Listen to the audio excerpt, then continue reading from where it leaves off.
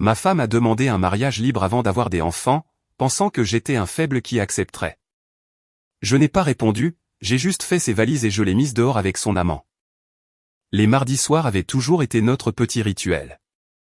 Rien d'extravagant, juste un dîner chez Angelo, le petit restaurant italien à quelques rues de notre maison où les serveurs connaissaient nos noms et notre commande habituelle.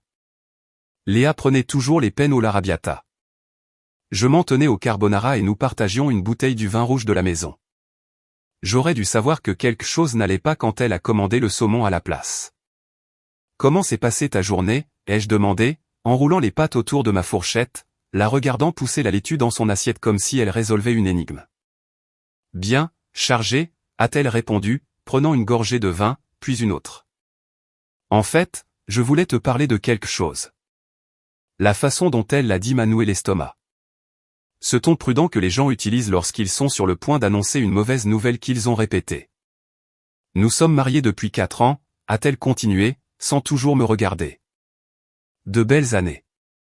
Je t'aime, Antoine. Je veux que tu le saches. Le vin a soudainement eu un goût métallique. D'accord, ai-je dit.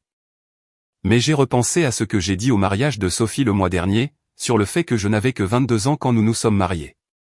Que je n'ai jamais vraiment pu expérimenter des choses, a-t-elle expliqué. Elle parlait du mariage de sa colocataire d'université, où elle s'était apitoyée sur les occasions manquées. J'avais supposé que c'était juste la nostalgie des mariages. Léa, qu'est-ce que tu essaies de dire, ai-je insisté. Elle a finalement croisé mon regard, et j'y ai vu quelque chose que je n'avais jamais vu auparavant. Une sorte de détermination désespérée.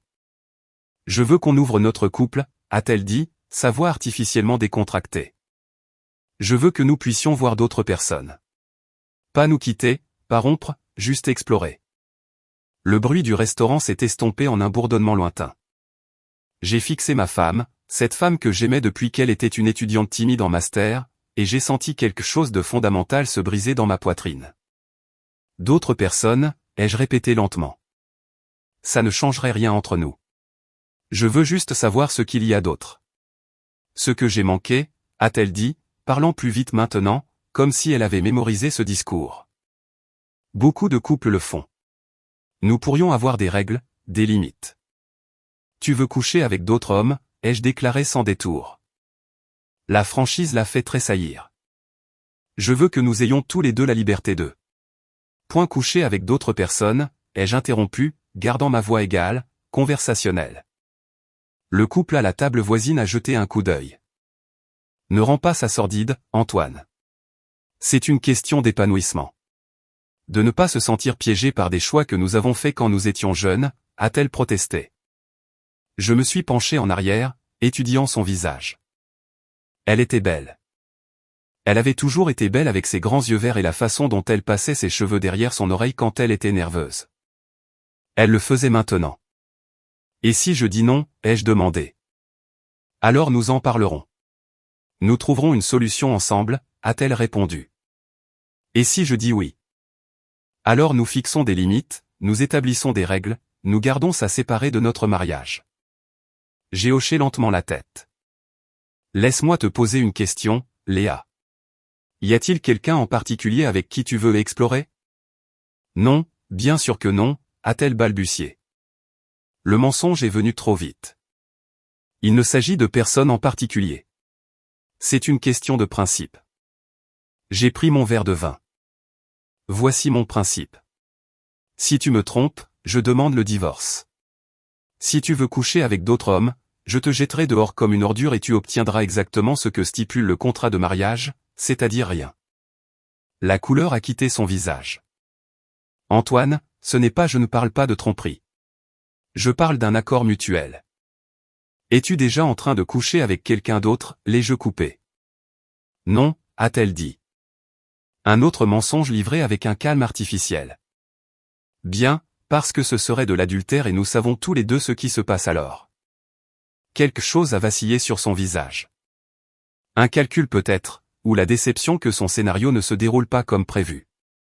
Je pense que nous devrions rentrer, a-t-elle dit. Enfin.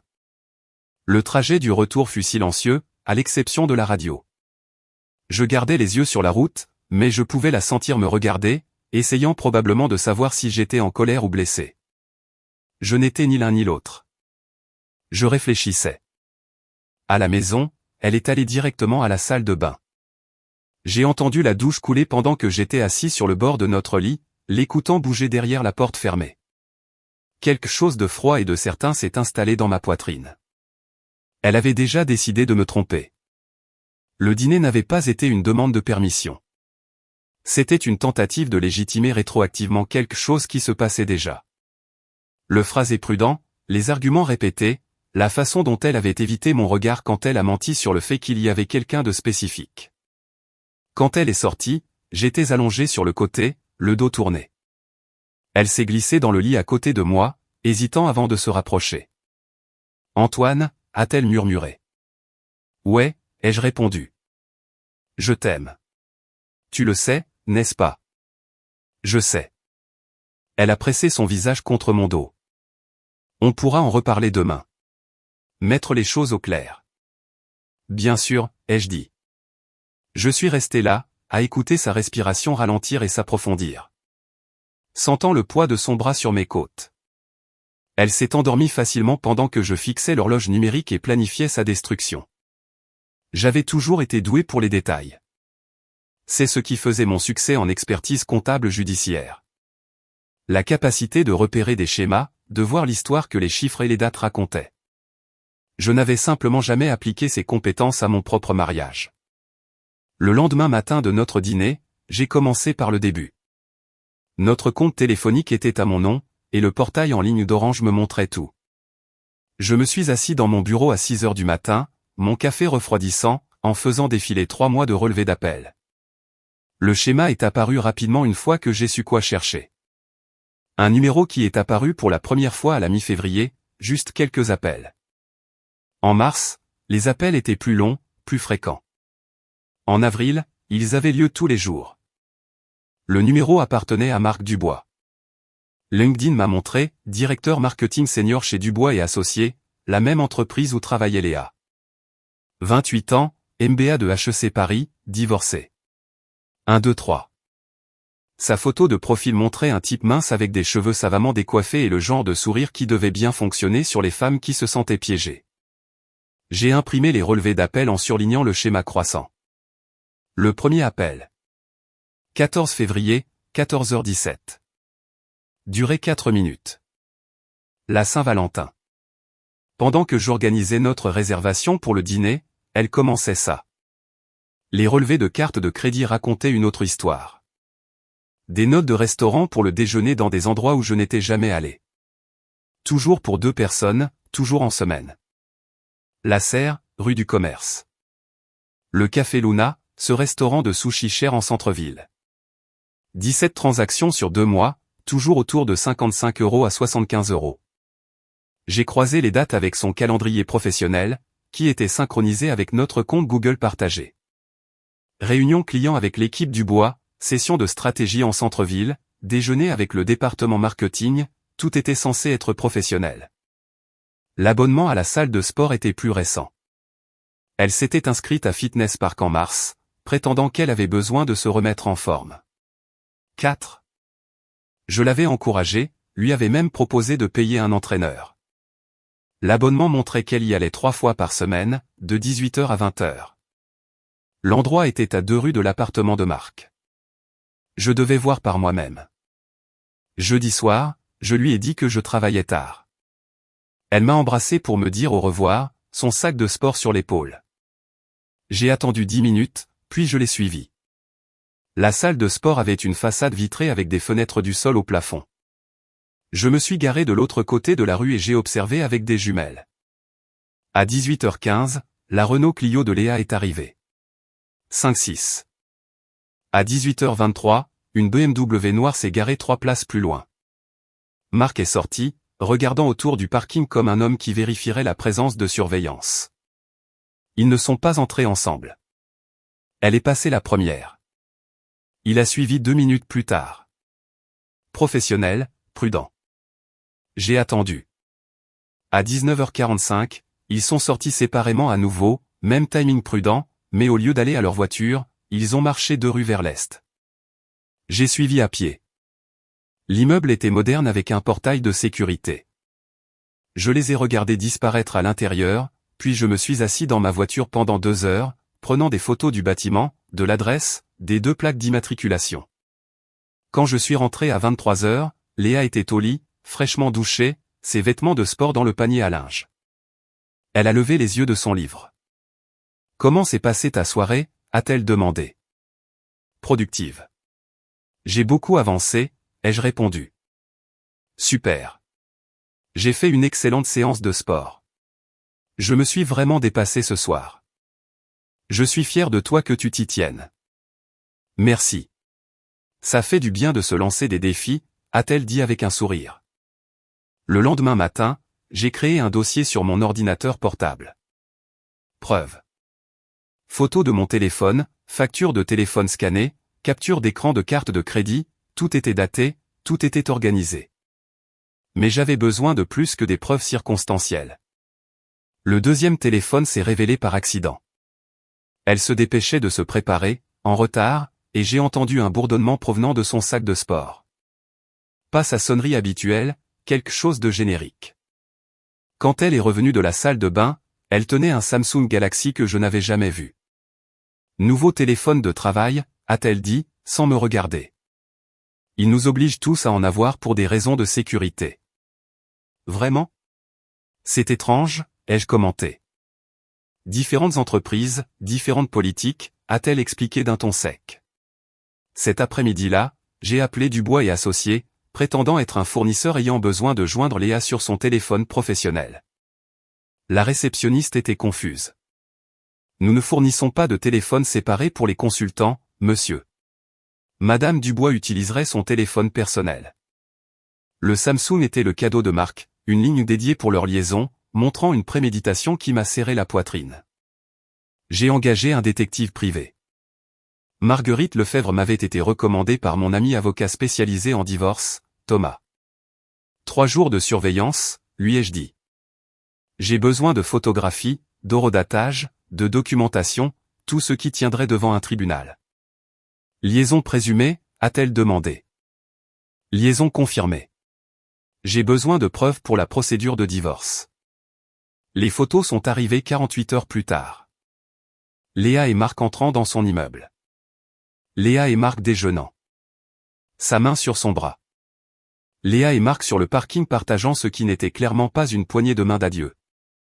La photo finale était celle que j'attendais. Léa quittant l'appartement de Marc à 21h30 un mercredi, les cheveux en désordre, portant son sac de sport. L'horodatage montrait qu'elle était restée à l'intérieur pendant 3 heures. J'ai tout imprimé, les organisé chronologiquement et les ajouté à mon dossier de preuves. L'enquête était terminée. Le dossier était béton. Maintenant, je devais planifier sa destruction. Maître Sarah Martin avait la réputation d'être impitoyable. Son cabinet d'avocat occupait le dernier étage d'un gratte-ciel du centre-ville. Tout en verre et en acier, avec un mobilier coûteux. Thomas me l'avait recommandé avec un avertissement. Elle est brillante, mais elle ne fait pas dans la réconciliation. Si vous engagez Sarah, vous partez en guerre. La guerre était exactement ce que je voulais.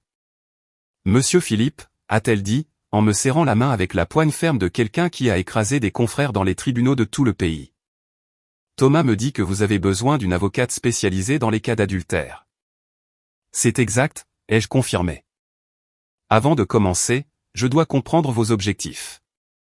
Cherchez-vous à mettre fin à votre mariage à l'amiable, ou cherchez-vous à maximiser vos avantages financiers, a-t-elle demandé.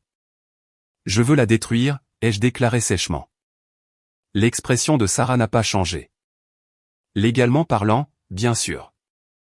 Bien sûr. Parlez-moi de votre contrat de mariage. J'avais insisté pour le contrat de mariage avant notre union, malgré les protestations de Léa. Elle l'avait signé à contre-cœur après des semaines de disputes sur la confiance. Le document était blindé, un régime de séparation de biens. En cas de divorce pour faute due à l'adultère, elle ne recevrait qu'une prestation compensatoire minimale, aucune part des biens matrimoniaux, et serait responsable de ses propres frais de justice. Excellent, a dit Sarah en examinant le contrat. Cela tient la route au tribunal. L'infidélité de votre femme déclenche la procédure de divorce pour faute, ce qui signifie qu'elle n'obtient quasiment rien. Mais nous devons prouver l'adultère de manière concluante. J'ai fait glisser le dossier de preuve sur son bureau. Relevé téléphonique, relevé de carte de crédit, photos de surveillance, documentation horodatée de 17 rencontres distinctes sur 3 mois. Sarah a étudié chaque pièce avec soin. C'est complet, très complet. Ce niveau de preuve rend la procédure de divorce simple, mais je sens que vous voulez plus qu'un simple règlement favorable. Que voulez-vous dire, ai-je demandé. Vous avez mentionné vouloir la détruire. Le divorce n'est que le début. Il y a d'autres voies que nous pouvons explorer. Elle a expliqué l'angle professionnel. Marc Dubois occupait un poste de supervision par rapport à Léa. Leur liaison violait la politique de l'entreprise concernant les relations entre managers et subordonnés. Cela créait un environnement de travail hostile qui pourrait justifier un licenciement. Si nous déposons une plainte auprès de leur service des ressources humaines, votre femme et monsieur Dubois pourraient tous deux faire face à des mesures disciplinaires pouvant aller jusqu'au licenciement, a expliqué Sarah. Le timing serait crucial. Idéalement, nous voudrions que la plainte arrive juste au moment où la procédure de divorce devient publique. À quel point public, ai-je demandé. Les demandes de divorce sont des documents publics. Si nous synchronisons bien les choses, votre femme recevrait la signification par huissier à son bureau.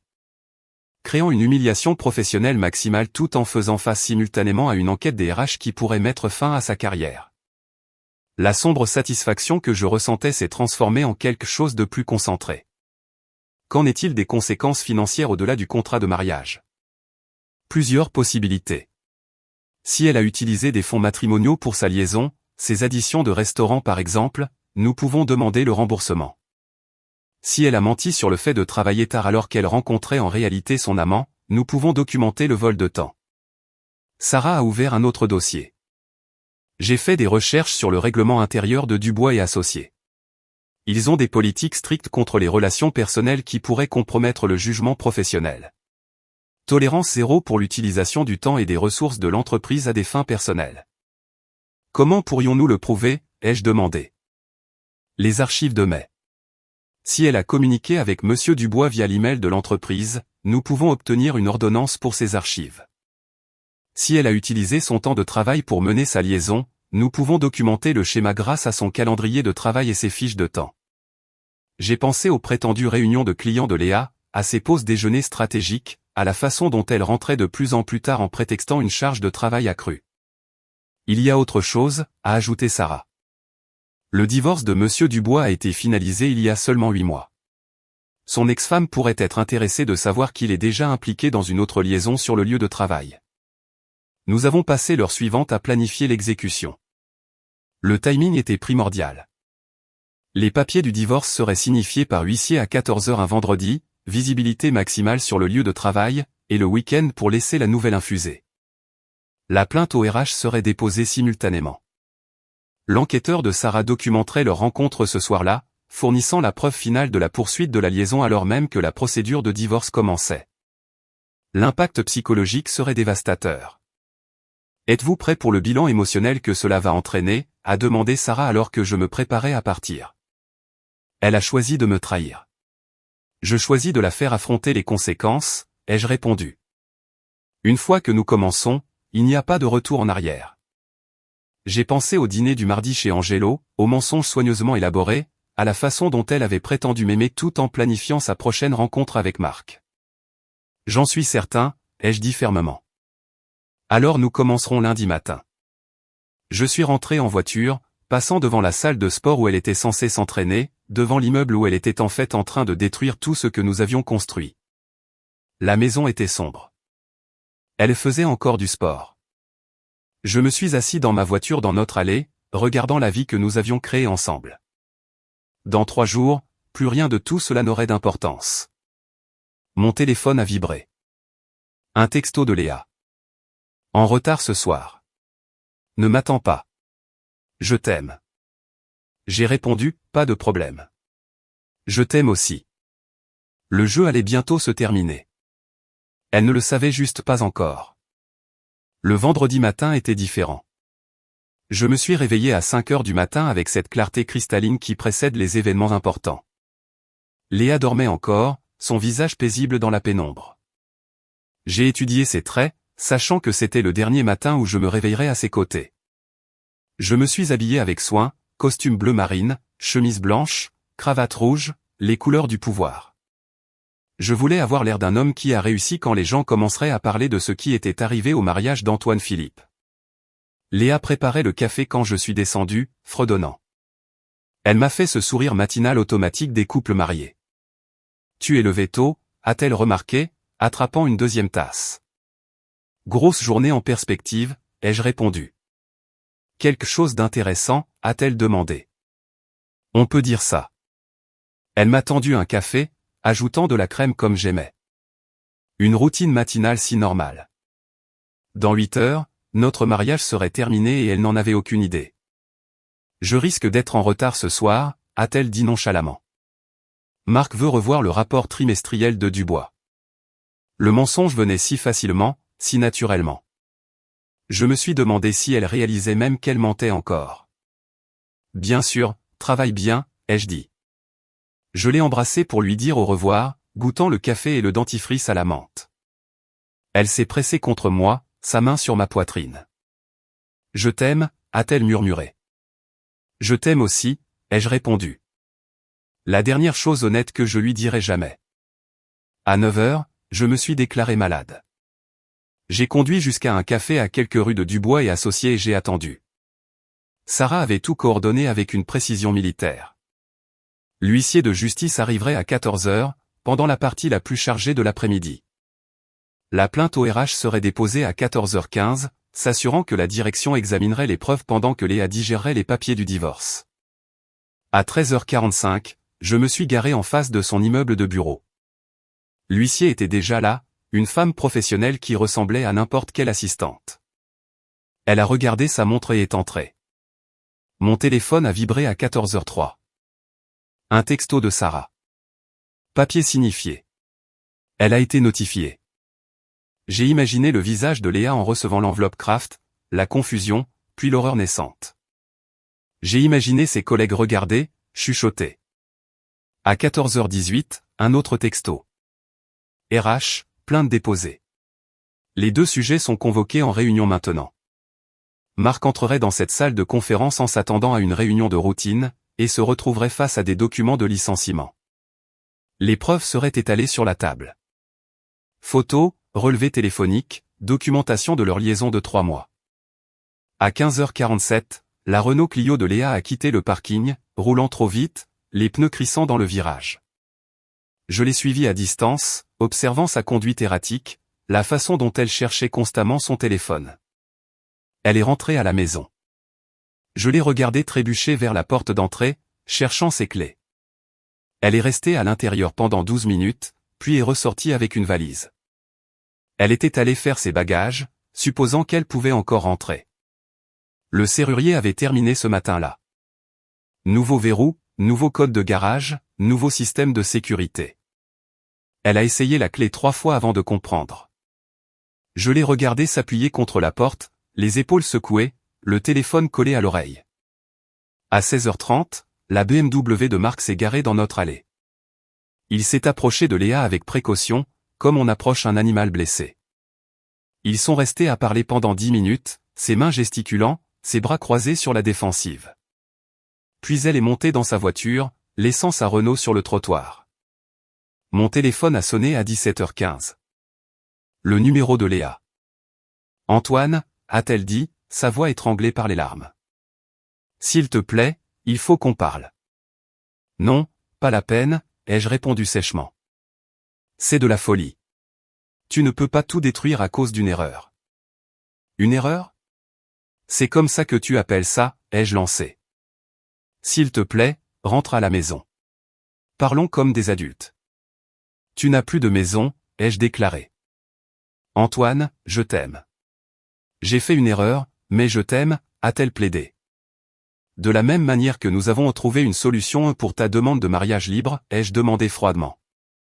Silence. Tu voulais expérimenter d'autres personnes. Maintenant, tu as exactement ce que tu as demandé. Ce n'est pas. Je n'ai jamais voulu ça, a-t-elle protesté. Tu voulais Marc Dubois. Tu l'as eu pendant des mois. Maintenant tu peux continuer dans son appartement au lieu de me mentir. Tu es cruel, m'a-t-elle accusé. Je suis honnête. Pour la première fois depuis des mois. Elle pleurait maintenant. S'il te plaît, Antoine. Je ferai n'importe quoi. Je quitterai mon travail. Je ne le reverrai plus jamais. Tu as déjà fait ce que je voulais. Tu as signé un contrat de mariage qui ne te donne rien quand tu commets un adultère. Tu te souviens? Ce contrat n'était qu'une formalité, disais-tu. Eh bien, c'était une assurance, et aujourd'hui, elle a payé. J'ai raccroché. L'ordonnance restrictive a été déposée à 18 heures. Léa ne pouvait pas s'approcher à moins de 150 mètres de la maison. Ne pouvait pas me contacter directement. D'ici lundi, tout le bureau saurait qu'elle avait été licenciée pour une liaison, que son mari avait demandé le divorce, qu'elle avait tout perdu en un après-midi. Je suis rentré chez moi alors que le soleil se couchait, passant devant la salle de sport où elle avait prétendu s'entraîner, devant l'immeuble où elle avait en réalité détruit notre mariage. La maison semblait différente, plus calme, plus propre, comme si un poids avait été levé. J'ai versé un cognac et je me suis assis dans le salon, regardant l'espace vide où se trouvaient ses affaires. Mon téléphone affichait 17 appels manqués, 12 messages vocaux que je n'écouterai jamais, 43 textos que je ne lirai jamais. Demain, Sarah demanderait une ordonnance restrictive permanente. D'ici la semaine prochaine, le divorce serait finalisé et Léa serait le problème de quelqu'un d'autre. Le problème de Marc, plus précisément. Je me suis demandé combien de temps cela durerait. 6 mois plus tard, je vivais dans un appartement en centre-ville avec vue sur le fleuve, travaillant pour un cabinet spécialisé dans les cas de fraude d'entreprise. Le divorce avait été finalisé en un temps record. Il s'avère que lorsque vous avez des preuves irréfutables d'adultère et un contrat de mariage couvrant toutes les failles, le système judiciaire avance rapidement. Léa a obtenu exactement ce que le contrat spécifiait, rien. J'ai appris des nouvelles de sa nouvelle vie grâce à la surveillance des réseaux sociaux et à des rapports occasionnels d'amis communs. Elle avait emménagé avec Marc après avoir été expulsée de l'appartement qu'elle avait loué. La caution avait été au-delà de ses moyens. Le contrat de mariage l'avait laissé avec des économies minimes et aucun droit sur nos biens communs. Marc avait été licencié de Dubois et associé le même jour. Son licenciement était définitif après que l'enquête des RH eut révélé toute l'étendue de leurs fautes, utilisation des ressources de l'entreprise pour des communications personnelles, falsification des fiches de temps, création d'un environnement de travail hostile. Ces violations l'ont empêché de toucher les allocations chômage. Ils avaient tous les deux eu du mal à retrouver du travail. Les nouvelles vont vite dans notre secteur, et leur liaison était devenue un commérage édifiant lors des événements de réseautage. Léa a trouvé un travail temporaire dans un petit cabinet de conseil, gagnant la moitié de son salaire précédent. Marc a pris un poste dans une start-up qui a fait faillite en 3 mois. La pression financière avait, comme on pouvait s'y attendre, mis à rude épreuve leur relation. Sans l'excitation du secret, sans le frisson de la trahison, ils avaient découvert qu'ils avaient peu de choses en commun au-delà de l'alchimie sexuelle et d'une malhonnêteté mutuelle. Des amis ont rapporté des disputes de plus en plus fréquentes, des confrontations publiques, la dissolution l'aide d'un partenariat construit sur la commodité professionnelle. Marc avait été hospitalisé après un incident à l'extérieur d'un bar dans le quartier des Entrepôts. Multiples contusions, nez cassé, 3 côtes fêlées. Le rapport de police l'a classé comme une agression, mais les circonstances étaient suspectes. Son portefeuille n'avait pas été volé, et les caméras de sécurité avaient mystérieusement mal fonctionné. J'étais à Lyon ce week-end-là pour une conférence. Plusieurs témoins pouvaient vérifier ma présence au bar de l'hôtel jusqu'à plus de minuit. La culpabilité que je m'attendais à ressentir ne s'est jamais matérialisée. Au lieu de cela, j'ai ressenti une clarté. La trahison avait révélé quelque chose de fondamental sur la nature humaine, sur les masques que les gens portaient quand ils pensaient que personne ne regardait. J'avais appris à lire ces calculs chez les autres maintenant, les signes subtils de la tromperie, les mots prudents qui en révélaient plus qu'ils n'en cachaient.